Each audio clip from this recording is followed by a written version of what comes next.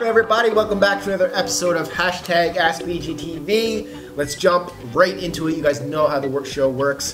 First question from Q2 Foo says, I'm going to Universal Studios this summer. Should I skip cheat meals so I can eat whatever I want on my vacation? If so, how many should I skip? I'm going to be there for 3 or 4 days.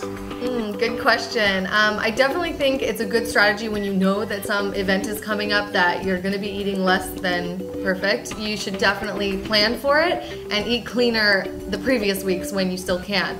But this answer really depends on where you're at with your fat loss goals and your muscle building goals and everything that is specific to your body. It's going to be different for person to person. So there's no really like set amount of weeks that you should eat clean for before you go on a cheat week. It really just depends. Jana Chapa wants to know, hey guys, I have an office job and I get up an hour specifically to rebound on a little trampoline for 10 minutes to keep the blood flowing, give my brain a break and get my heart rate up. Is this incredible activity as beneficial as a continuous 60 to 80 minutes of cardio in one unbroken session? I also do 20 slow squats on every bathroom break, just as a side note. Thanks. Okay, so if I understand what you're saying here, you're doing 10 minutes every hour for 6 hours, which would equal 60 minutes, like you're saying, in continuous cardio. If that's the case, yes, it would be the actual same. You can break down your cardio like that, but we would recommend you, rather than doing cardio that long, to do HIIT training. But that's a great way to do it in the office, to break it up and to break up your day. So great job with that. And you say you also do 20 slow squats in the bathroom. So awesome. That's a way you can build it into a busy office lifestyle. So great job. Next question from Helen A. Sorry I asked this already, but I forgot to put in the hashtag. All right, good.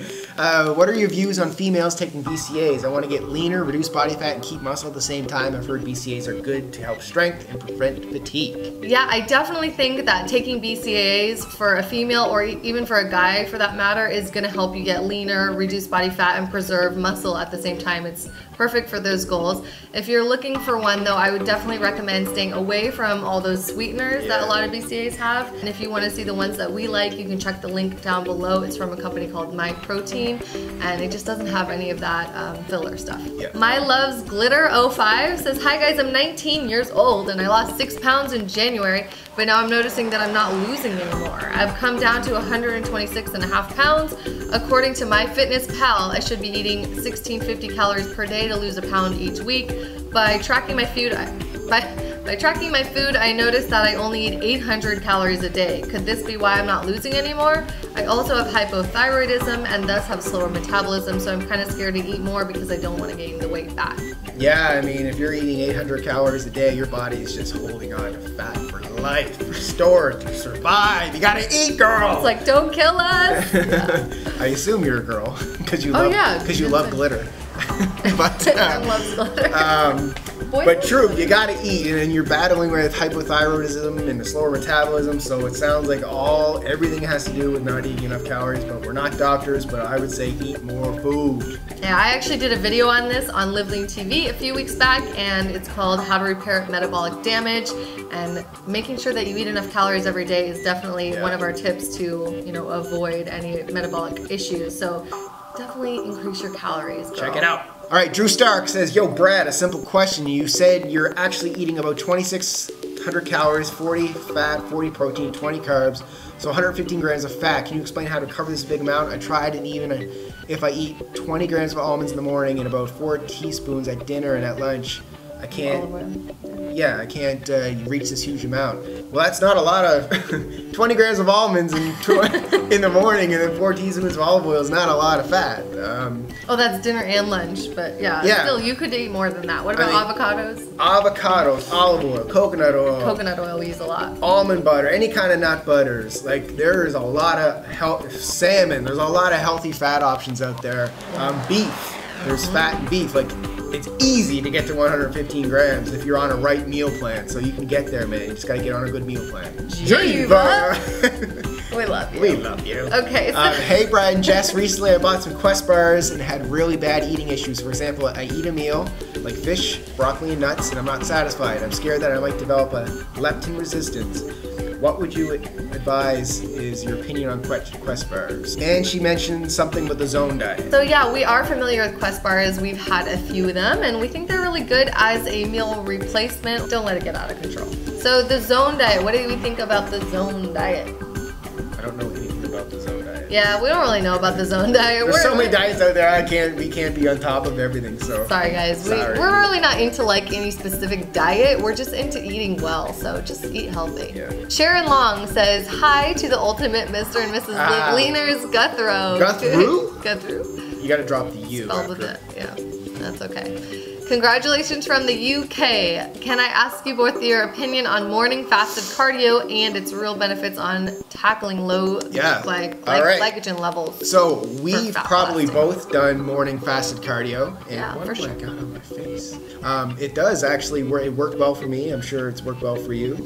Yeah, I would say to get you over a plateau, like if you have a sticking point with your fat loss, definitely this is a go-to method for me or anybody who has that like sticking point. If I had like that last 10 pounds of fat to lose, you bet I'd be up every morning like getting it, you know, going for a run or a stairs workout or something like that. I've done a lot of that in my journey to live lean and it really does help.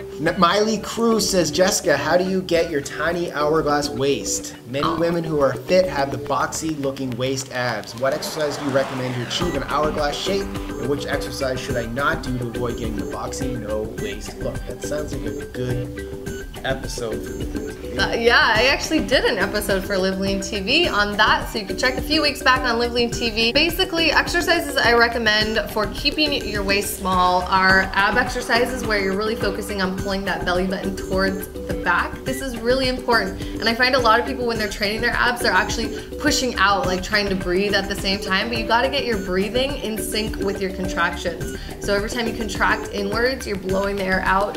And then when you're relaxing, instead of expanding your stomach, see, like even if you have abs and a six-pack, if you breathe into your stomach, it's gonna push it out. So don't breathe into your stomach, breathe into your lungs, and that's gonna help keep your waist really small. And I think this is one of the biggest tips you can do to keep that hourglass shape. There are no particular exercises you need to avoid, it's just the way that you do the exercises that you need to correct. So check out that episode on Live Lean TV, I think it'll help give you some perspective on this. Alessandra Oladan Rodriguez says, is that good? Oh. Hi Brad and Jessica, congrats on tying the nuts.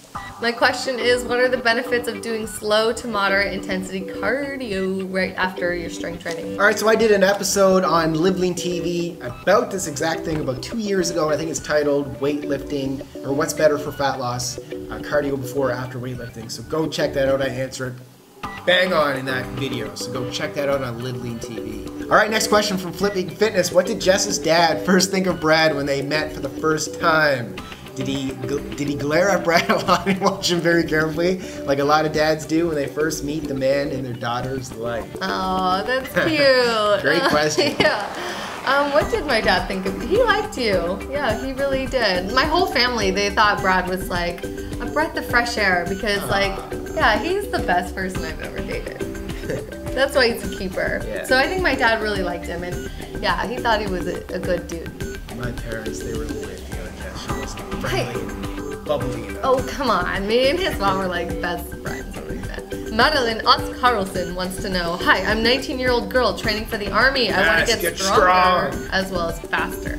I'm working out about 6 times a week. Do you recommend whole body workouts or split muscle group workouts plus cardio? Well, you are training for something specific for the Army, so I'm not too aware of what the Army tests are that you have to go through.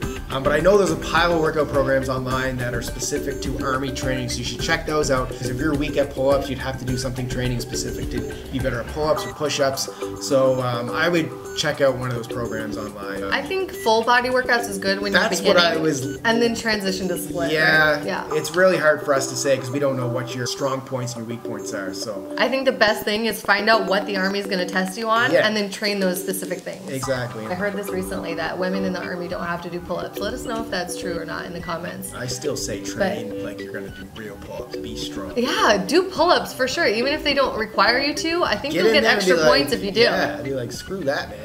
Or screw that, woman.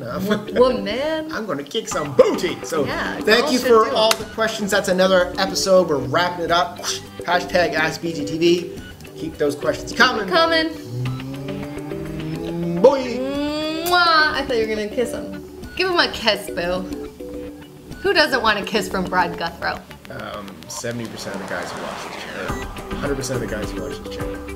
I was gonna say there's 30% of guys who do want to get. Yeah, I know. 70% of guys watch this channel. 30% are females. It's gone, man. I think regardless, they all would love it. All right.